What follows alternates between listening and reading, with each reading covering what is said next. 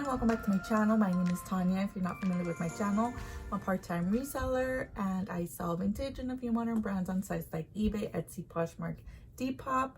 Today I am doing my December sales total. I like doing these videos monthly just to hold myself accountable and see where I can grow or I can improve. If you're interested in these types of videos, I encourage you to hit subscribe and follow along. Comment down below what your favorite sale of the month was. I'm currently out of town. I'm visiting, so I am in a guest bedroom, which is why this setup is different. My lighting is different, but bear with me, we're gonna get through it. So in December, I had a total of 31 sales. That was down from November. November was such a great month and I had 54 sales in November. So down about 23 sales. So that just gives me a heads up for next year. Next year, it appears November is the month that I really have to prepare for and not December, as I've always thought. It's actually November. I had a total of 26 sales on Poshmark for $407.30. So the first sale in November was one of my Intimately Free People items. It was this Free People Celeste bralette. It sold for $11 plus shipping. Up next, this item I've had for a year. It was a boutique nude bodysuit. I found it. I got it in an Amazon return box. I forgot what liquidation box I did, but I've had this for about a year. So it ended up selling for $6. I just cleared it to get it out, and I'm actually probably losing money on this piece, but I honestly don't care. I just wanted it gone. Next, Free People lace thong sold for $8. Up next is Vintage Unesco. This was a 1994 Pizza Hut ornament. It was in collaboration video with Chelsea from Monarch Alley. I'm gonna link it up here. I saw quite a few of Christmas ornaments and decorations on sale. If you're interested in maybe buying something for next year, go ahead and send me an offer. I'm gonna link that video here. Up next, this Lindy Odette swing dress sold for $23. This is in one of my videos, which was my top vintage retro brands. I'll link that video here. A lot of the brands from that video have sold in the past few months. Up next is a vintage embroidered rainbow unicorn jacket. This was a vintage jacket. I got it for $6 at a consignment store. I thought this was a really cool piece. I listed it high. I've had it for over a year. Have been price dropping it regularly. Finally, somebody sent me an offer for $20 and I sold it. She was very happy. Left me a really nice love note. Nice sale. I would definitely pick up something like that again. And again, this is all just depends on what you pay for the items that you source. We pick up items for under $5, so I don't mind letting it go, you know, for $20 and $30 because I'm still making profit. Up next, this Mother. This was a men's crew neck sweater. I've had this sweater for 2 years. I kid you not. Someone finally sent me an offer for $19 and I let it go. Up next, another one of my Free People, Intimately Free People. This was the Caroline Hipster undie and it sold for $7. Up next, the Family Guy t-shirt. This was the peanut butter jelly time t-shirt. It sold for $8 and this was one of my $1 t-shirt finds. Up next is Rancid t-shirt. This was almost vintage t-shirt from 2007, which I got for free from my boyfriend. I have another video that I'm gonna link up here, and this is just a way to get free inventory, is just by simply asking family and friends. My boyfriend was cleaning out his closet, so I told him, I'm like, let me look through your stuff before you throw it out, because he was going to throw these things away. And I said, nope, I want this, I want this, I want this. He gave it to me and it's been selling. Up next is vintage Coogee men's dress shirt. This sold for $25. I picked this up for $1 at the swap meet. Next is Free People Dream of Me high-rise briefs from in my Intimately Free People lot, sold for $10. Up next, this Musical Notes novelty print circle skirt. It sold for $12. I had it listed for $25 and I price dropped it, and then after I price dropped it, somebody sent me an additional offer and I accepted it because somebody sends you the offer, they pay the shipping. So I was like, okay, you know, I think they ended up paying more than what they would have paid for it would have accepted my offer. So I just went ahead and accepted their offer. Up next is Banana Republic wool pencil skirt. This one sold for $8. Up next, another vintage top. This was a cottagecore. I added so many keywords into this listing, and I feel like the keywords really made a difference. So cottagecore, fairy tale, corset, blouse top sold for $14. Up next, a bundle, and this was a 5-item bundle. It's probably the largest bundle, but it was a lot of, you know, clearance items. I sold this. It included this Forever 21 boho top, a Free People, an Intimately Free People top, a Madewell top, a Free People dress, and another Intimately Free People top. Altogether, this bundle sold for $27. Next, another one of my Free People, Intimately Free People briefs. This one sold for $9. Up next is Ishakti dress. This Ishakti dress, it was a navy blue dress, and it had like a cool retro motel print on it. It sold for $12. Next, another bundle. I love selling bundles, but I rarely sell bundles. I feel like I've sold 3 bundles all year, so 2 bundles were from this month. These Prada sling back heels sold for $30, and this Dooney & Burke purse sold for, this 90s Y2K mini purse sold for $32. This was probably my favorite sale of the year, to be honest. I had just released a collaboration video. I'm gonna link that video up here if you guys want to watch it. My 21 top sales of 2021.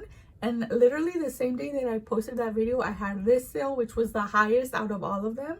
These Dolls Kill Sugar Thrills, they were called the Best Fur Friends combat boots. They sold for $90, and I had just picked these up at a Buffalo Exchange.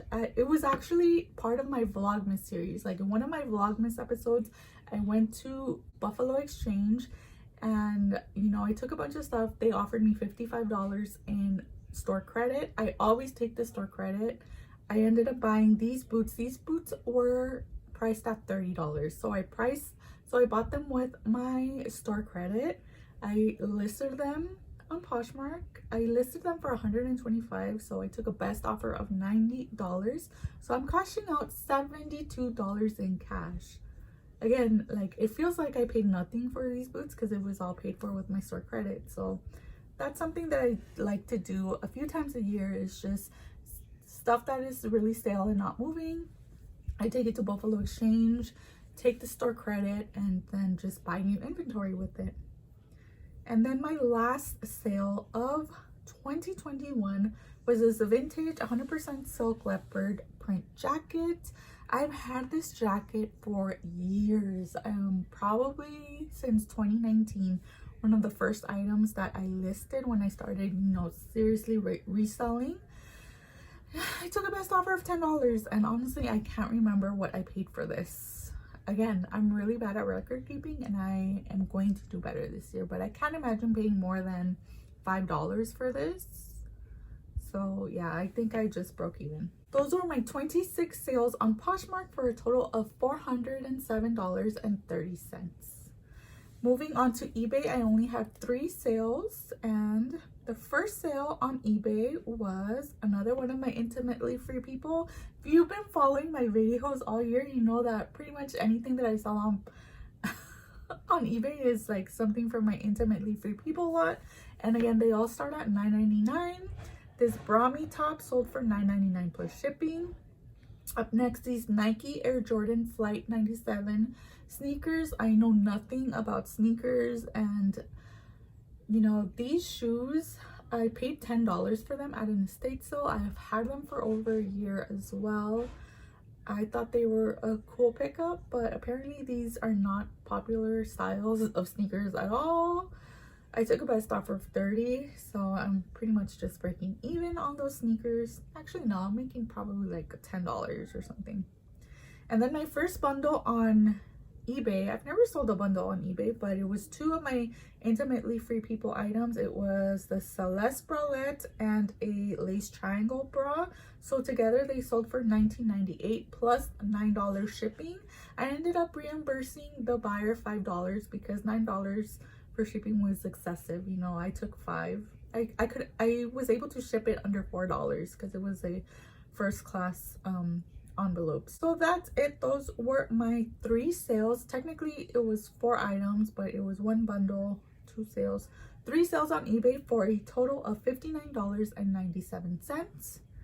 And I did end up having 1 sale on Etsy. Etsy is my favorite place to sell. It's just not because it's a lot, it's just like my favorite items, and that's another one of my goals, is to just improve my Etsy shop. I ended up selling this 1960 chiffon style dress. It was a floral 1960 chiffon dress. I had it listed for $89 plus shipping, so altogether I had $96.34 paid to me by the customer. So that was my 1 sale on Etsy for $89. And I did end up having 1 direct sale. Somebody reached out to me and asked me if I would consider selling one of my items that I had on my Poshmark closet, if I would sell it directly to them. I only said yes because they are somebody that I'm familiar with, so I had that trust that, you know, it was gonna be legit. They weren't going to scam me or anything. So we exchanged payment through Venmo, so they paid me $100 shipped. It was a vintage nativity scene pyramid. The box was in German, so I don't know if this is native to Germany. So I took $100 for this. Honestly, I paid nothing for this. I have $0 into it. It came in a personal purchase that I did from an auction where I wanted to acquire some purses that were part of this lot. So everything else that was part of this lot is just things that I've been reselling and I've been making 100% profit on. 31 sales on 3 platforms, 1 direct sale for a total of $656.27. So it is about $400 down from November. And actually, now that I step back and think about it, it makes a lot more sense. You know, people were purchasing earlier in November, and you know, the Black Friday sales is what really stimulated those numbers as well. So I think I am definitely taking this as a learning opportunity to prepare for my sales in 2022. So thank you guys so much for watching. I hope you guys enjoyed this video. I am going to be doing a follow-up video to this on Monday of next week, where I'm going to break down my entire 2021 numbers, the total that I made on Poshmark, the total that I made on Etsy, eBay. I also made sales on, you know, Facebook Marketplace, Depop, and Mercari. So I'm going to give you my total numbers all together, what I made.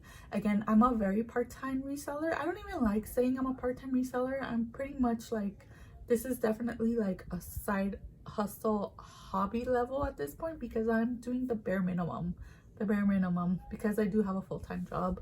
But I definitely want to step it up in 2022 and, you know, definitely put in those part-time hours and hopefully double my sales. And you know, I have new goals that I want my reselling to help acquire. So again, thank you guys so much for watching.